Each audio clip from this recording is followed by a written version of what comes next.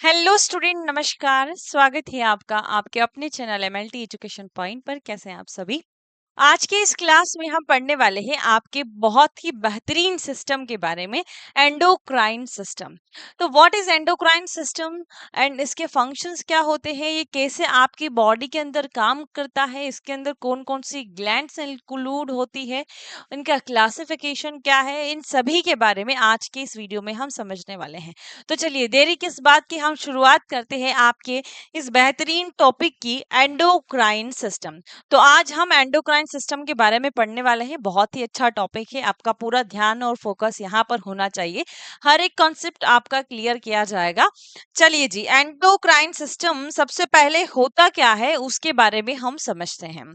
तो endocrine system जो होता है वो आपका मिलकर बना हुआ होता है किससे? ग्लैंड से।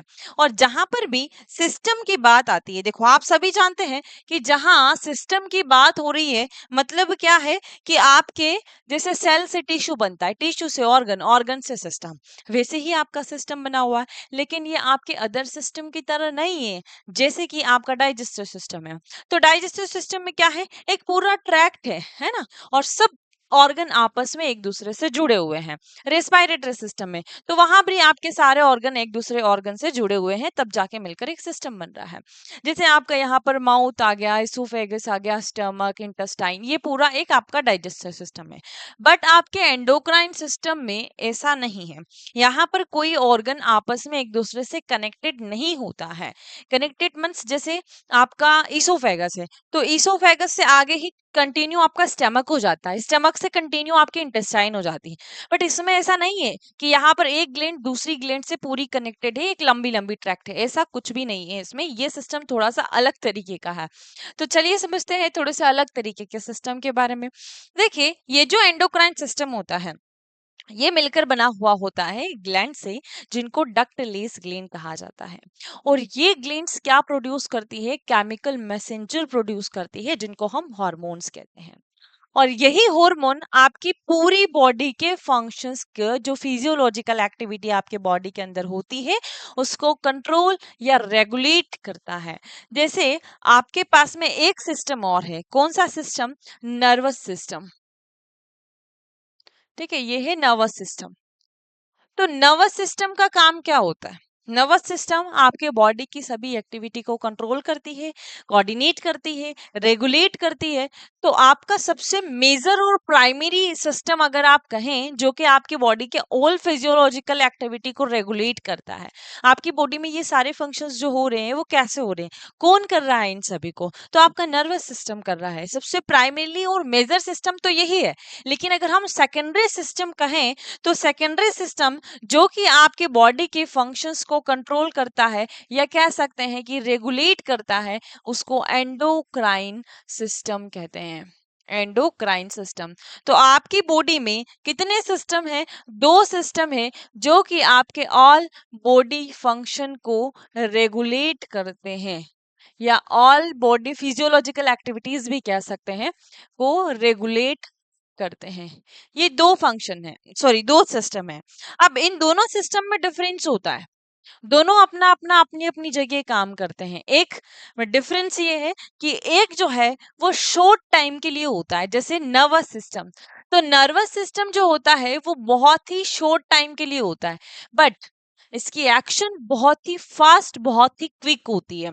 तो यहाँ पर आप लिखेंगे ये शॉर्ट टाइम के लिए तो होता है, बट एक्शन बहुत ही फास्ट होती है। जैसे हम अगर बात करें कि हमारे कुछ गरम गरम हमको छू गया, या फिर आपने कोई गरम चीज छू ली, तो आप क्या करेंगे? तुरंत वहां से उंगली उठा लेंगे।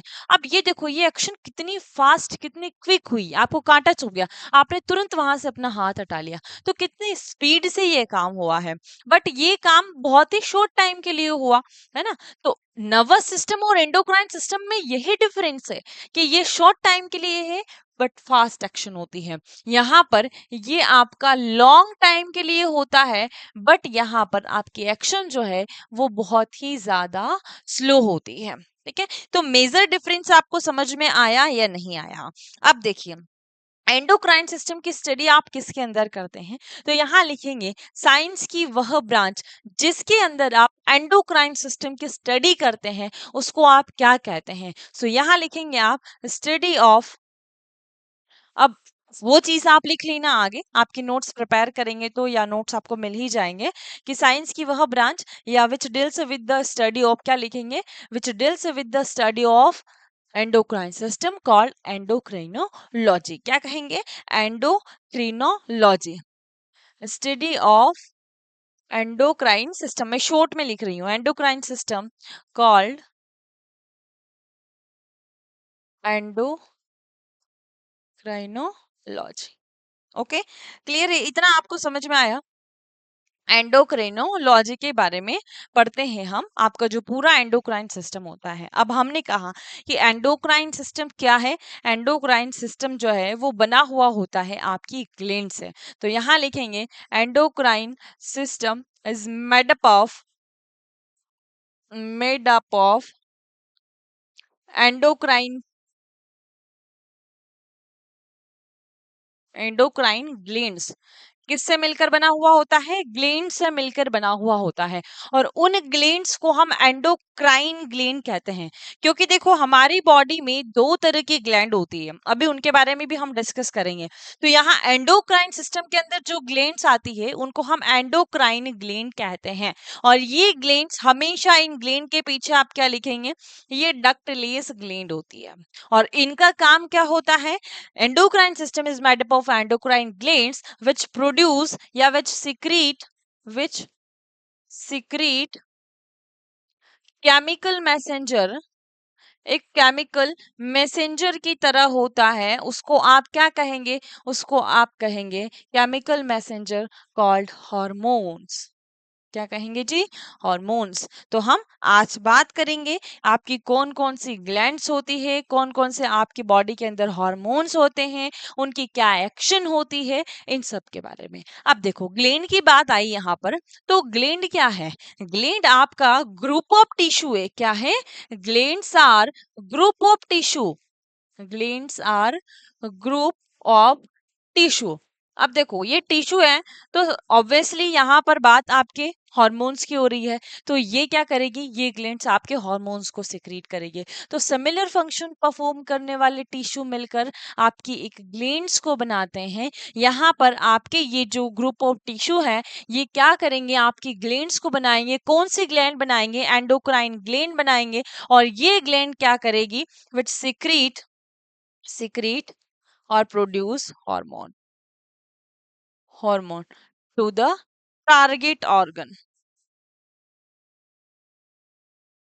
टारगेट ऑर्गन मतलब जहां पर जरूरत है ना, जहां पर जरूरत है, जहां इनको पहुंचाना है, जहां इनको काम करना है, वहां पर जाकर ये काम करेंगे। तो उसके लिए आपके ग्लैंड को इनको सिक्रीट करना पड़ेगा। सिक्रीट करेंगे तभी तो उस ग्लैंड्स या उस ऑर्गन पर जाकर या उस साइट पर जाकर वो अपना काम कर पाएंगे, अपना फंक्शन परफॉर्म कर पाएंगे। क्लियर है, समझ में आया, इसमें किसी को कोई कंफ्यूजन तो नहीं। अब देखो ये हमारी बॉडी के लिए बहुत ही जरूरी होते हैं हार्मोन्स। अब चूंकि ये डक्टलेस है, तो इनको हमारी बॉडी में कैसे पहुंचाया जाए, कैसे आपके टारगेट ऑर्गन तक इन हार्मोन को ले जाया जाए, तो इसका माध्यम होता है आपका ब्लड। तो ब्लड के द्वारा इन हार्मोन्स को आपके टारगेट ऑर्गन तक पहुंचाया जाता है। किसी भी डक्ट का इसमें उपयोग नहीं होता है। जैसे कि हम बात करें, हमारे पास दो ग्लैंड्स होती है, एक होती है एंडोक्राइन ग्लैंड और एक होती है आपके पास में एक्सोक्राइन ग्लैंड्स। कितनी ग्लैंड्स है, एंडोक्राइन और एक्सोक्राइन ग्लैंड्स। इनका देखो बहुत ही महत्वपूर्ण रोल होता है आपकी बॉडी के अंदर। आपकी बॉडी में जैसे हम एंडोक्राइन की ही बात कर लें, तो आपका इंसुलिन है। इंसुलिन क्या है, एक हार्मोन है। तो मैंने कहा कि ये आपका इनकी एक्शन जो होती है वो लॉन्ग टाइम तक के लिए होती है, मतलब एंडोक्राइन सिस्टम की लॉन्ग टाइम के लिए होती है। बट वहां पर अगर हम बात कर रहे थे नर्वस सिस्टम की, तो वहां पर शॉर्ट ड्यूरेशन होता है।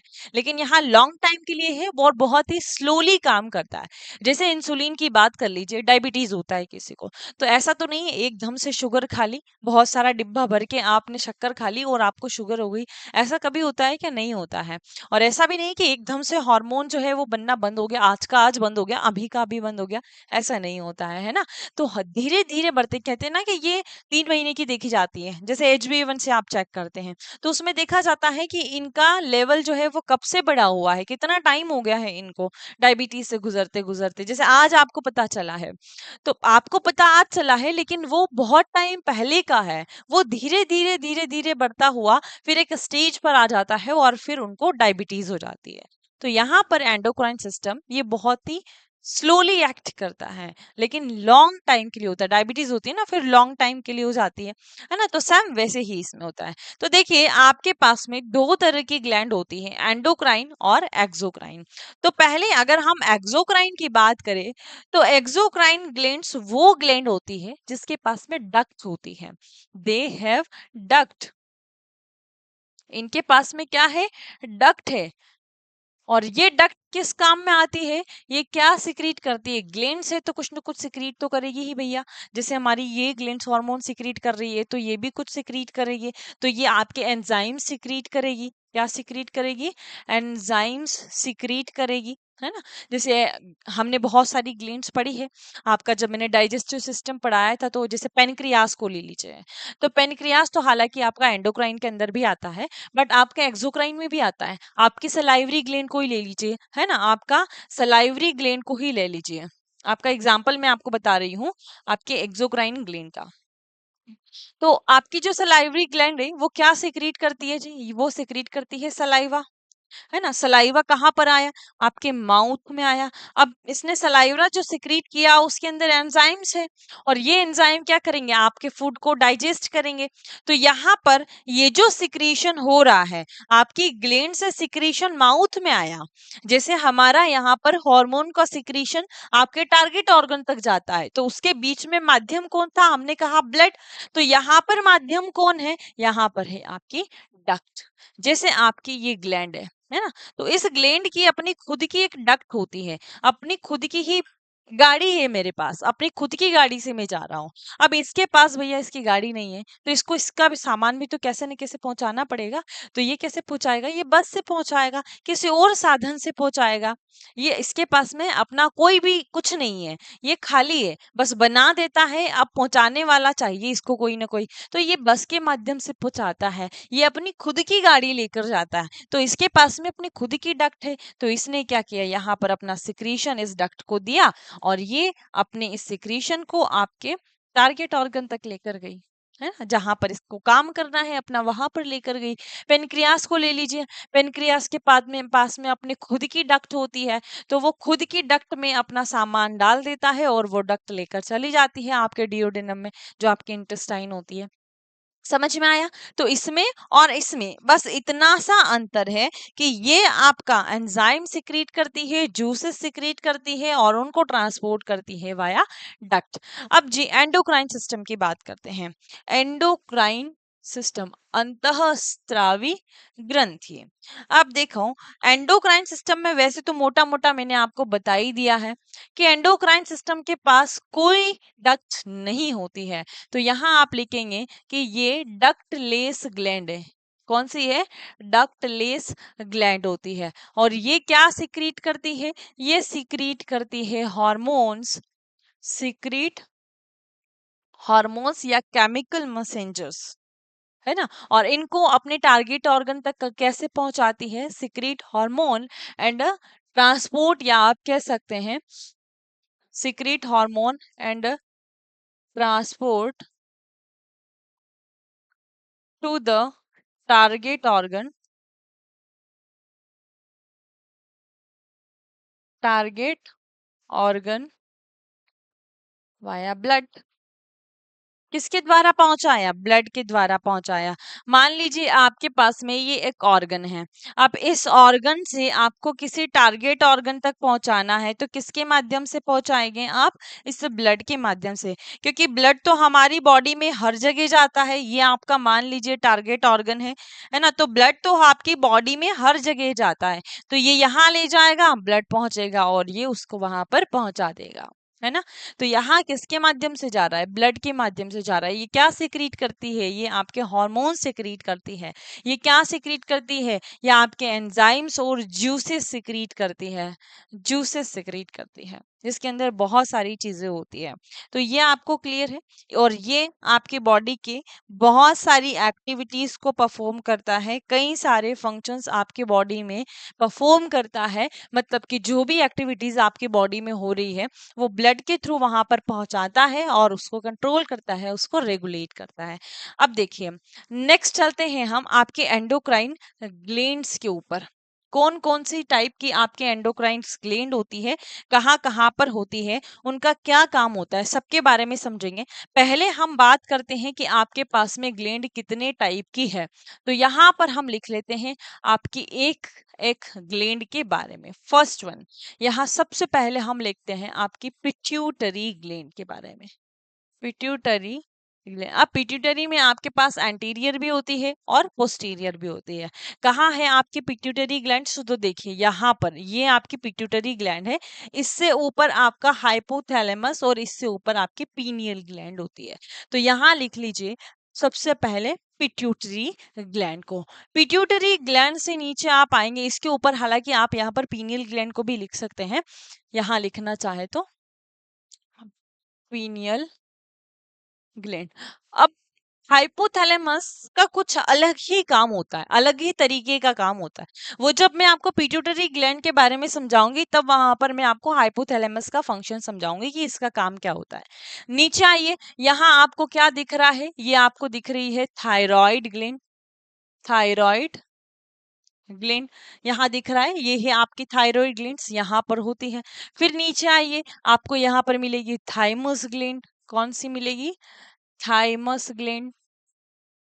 ठीक। और नीचे आइए, थाइमस से नीचे आपको क्या दिख रहा है, ये कौन सा ऑर्गन है आपका, किडनी। किडनी के ऊपर एक छोटी सी ग्लैंड आपको दिख रही है, बच्ची सी ग्लैंड, एक टोपी जैसा दिख रहा है, उसको आप कहते हैं एड्रीनल ग्लैंड। Adrenal gland. फिर और नीचे आइए, और नीचे आपको क्या दिख रहा है, पेनक्रियास। अब मैम पेनक्रियास तो हमने एक्सोक्राइन में भी लिखा है।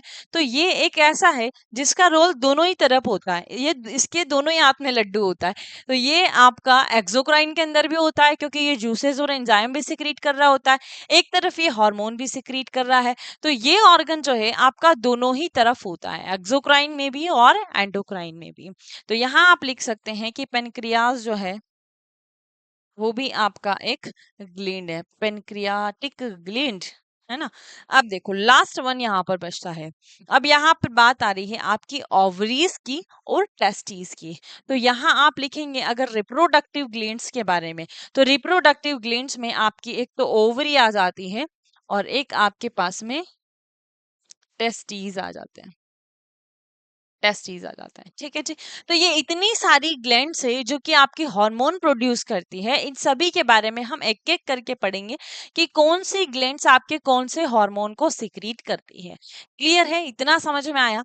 अब हम पहले आपका थोड़ा सा हार्मोन के बारे में समझ लेते हैं, देन फिर मैं आपको सबके बारे में समझाऊंगी कि कौन सी ग्लैंड कहाँ पर स्थित है, कैसे काम करती है, हर एक चीज हम पढ़ेंगे। बिल्कुल भी आप उस बात की चिंता मत कीजिए, निश्चिंत रहिए, अच्छे से जो समझाया जा रहा है उसको समझिए।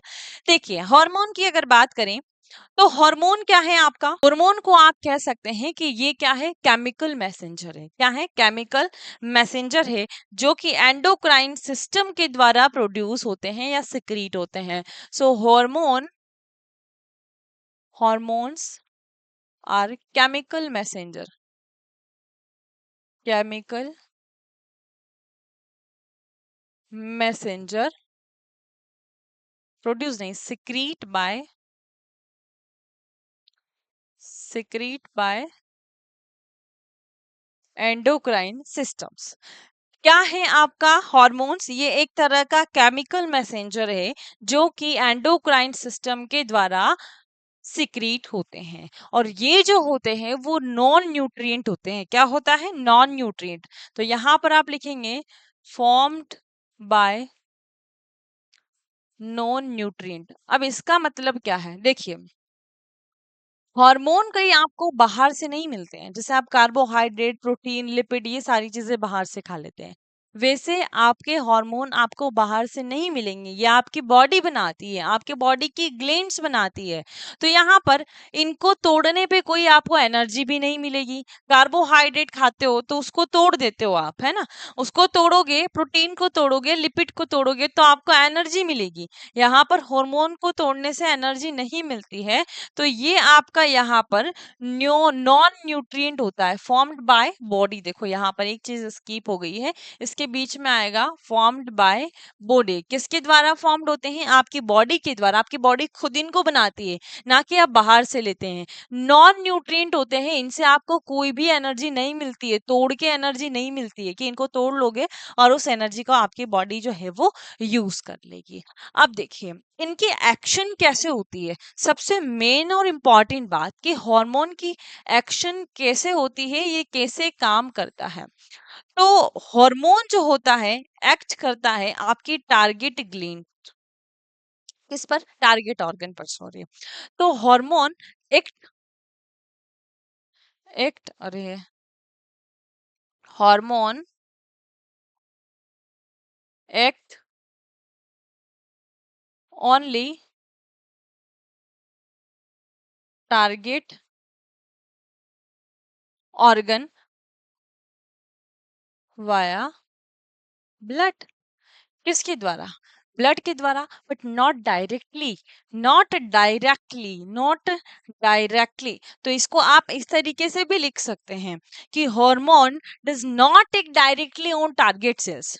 डायरेक्टली कभी भी एक्शन नहीं देता है, जैसे कि यहाँ ब्लड से आया, ब्लड के आकर जहां पर भी इसका टारगेट ऑर्गन है, जहां पर भी इसकी टारगेट साइट है, वहां पर जाकर डायरेक्ट अपना काम करने लग जाएगा, ऐसा बिल्कुल नहीं होता है। इसकी एक्शन कैसे होती है?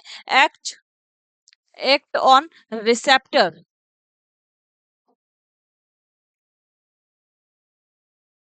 receptor present on the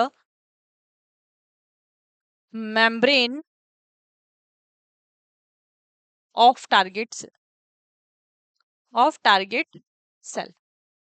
target cell के ऊपर एक स्पेसिफिक रिसेप्टर प्रेजेंट होता है और उस स्पेसिफिक रिसेप्टर से जाकर आपका हार्मोन बाइंड होता है। मींस यहाँ पर कोई भी डायरेक्टली एक्शन परफॉर्म नहीं हो रहा है, ये ब्लड के थ्रू तो जा रहा है पर टारगेट साइट पर डायरेक्टली जाकर अंदर एंट्री नहीं ले लेता है ना। तो यहाँ पर क्या हो रहा है कि रिसेप्टर जो होता है वो बड़ा ही स्पेसिफिक होता है। क्या होता है? स्पेसिफिक होता है। जैसे आपकी कोई एक सेल है, ये यहाँ पर मान लीजिए ये सेल है, इस सेल के पास में एक रिसेप्टर है ना, ये सेल है, इस सेल के पास में अपना एक रिसेप्टर है। देखो ये सेल है, सेल के पास में हमने ये रिसेप्टर बना दिया। तो ये रिसेप्टर बहुत ही स्पेसिफिक है कि इसको कौन से हार्मोन के साथ बाइंड होना है, ये उसी के साथ बाइंड होगा, अदर किसी भी हार्मोन के साथ बाइंड नहीं होगा। तो यहाँ पर ये जो हार्मोन है वो एक स्पेसिफिक रिसेप्टर से जाकर बाइंड होता है, या ये रिसेप्टर एक सिंगल हार्मोन से ही बाइंड हो सकता है, अदर किसी से भी नहीं। तो यहाँ पर इसके लिए जैसे मान लो एग्जांपल के लिए कुछ इस तरीके का हार्मोन होगा, अगर ऐसा होता तो यहाँ पर हार्मोन की साइज जो होती है, या फिर आप एग्जांपल के हिसाब से बता रही हूँ कि ये जो हार्मोन है इसके लिए स्पेसिफिक होता और वह ऐसे इससे बाइंड होता। अगर ऐसा है तो फिर उसके लिए ऐसा आपका हार्मोन होता, तब जाके वो उससे बाइंड हो पाता।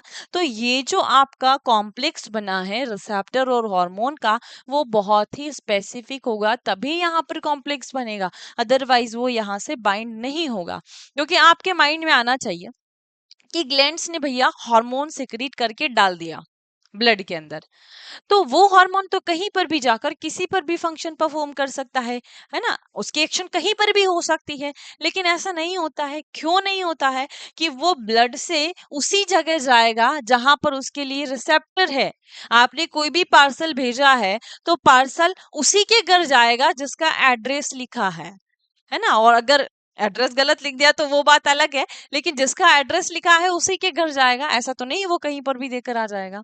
वही बात कि इसका एड्रेस पहले से लिखा हुआ है, ये जो हार्मोन आया है उसका एड्रेस लिखा हुआ है कि भैया आपको कहाँ जाना है, क्या काम करना है ना। तो ये आपका बहुत ही स्पेसिफिक होता है रिसेप्टर्स। तो अगर हम रिसेप्टर की बात करें तो रिसेप्टर क्या है, रिसेप्टर जो है वो लार्ज प्रोटीन है।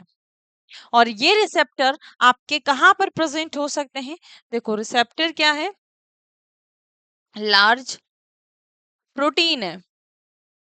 एक बात तो ये हो गई, दूसरा बात कि ये बहुत ही स्पेसिफिक होता है, किसी सिंगल आपके हार्मोन के लिए ही होता है।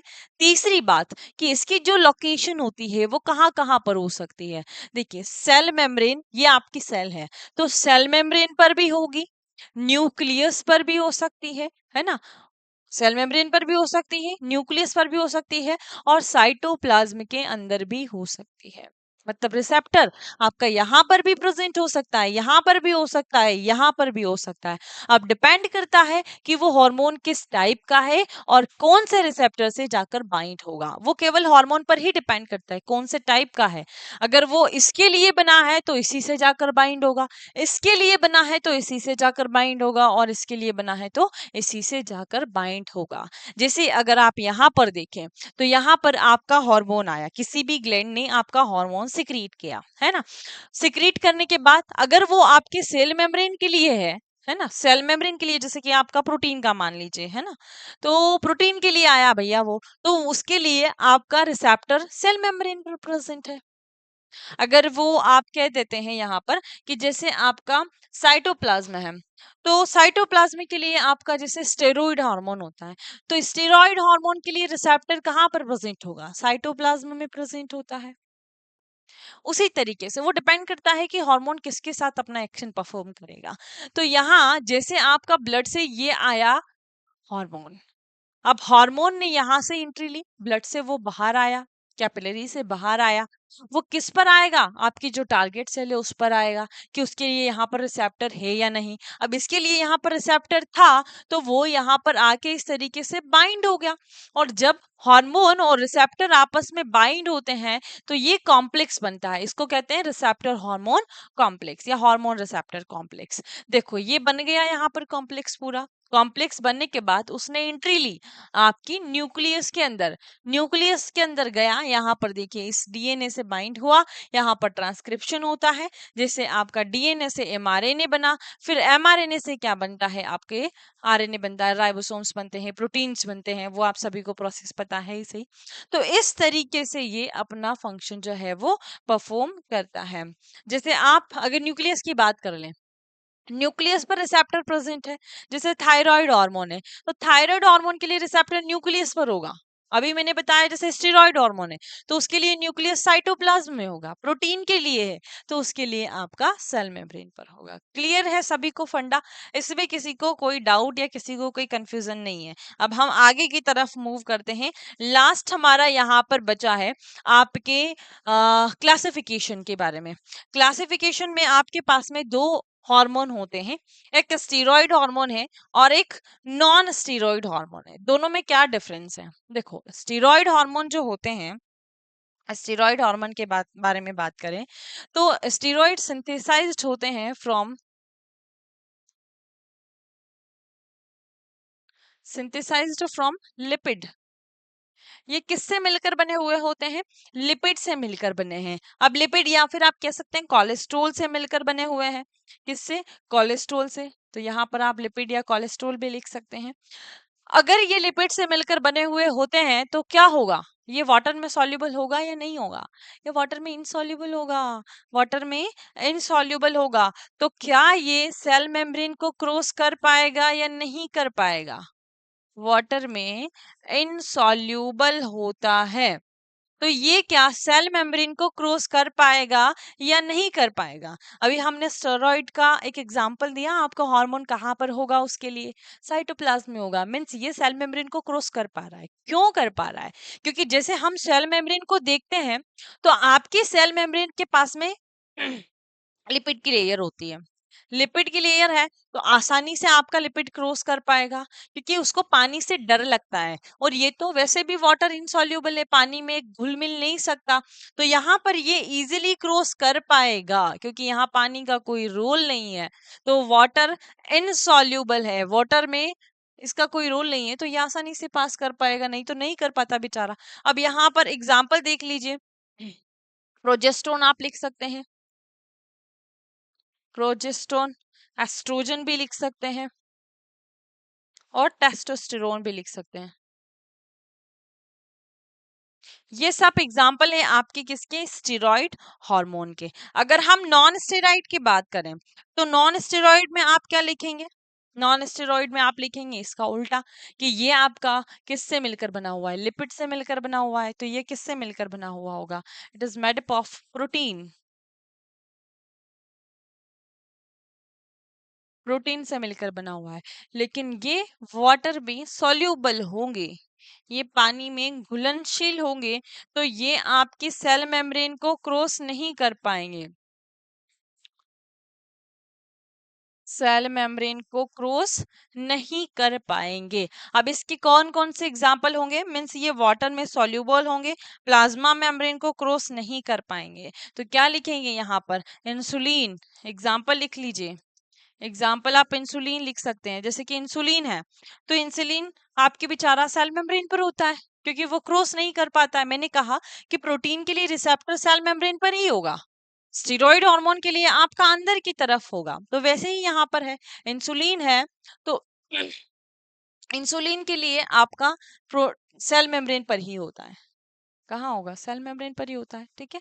तो ये हो गया आपका पूरा स्टेरॉइड और नॉन स्टेरॉइड हार्मोन के बारे में। इंसुलिन की जगह आप यहाँ पर एक और एग्जांपल भी लिख सकते हो, ग्लूकेगॉन, है ना, तो ये भी आपका नॉन स्टेरॉइड हार्मोन के अंदर आता है।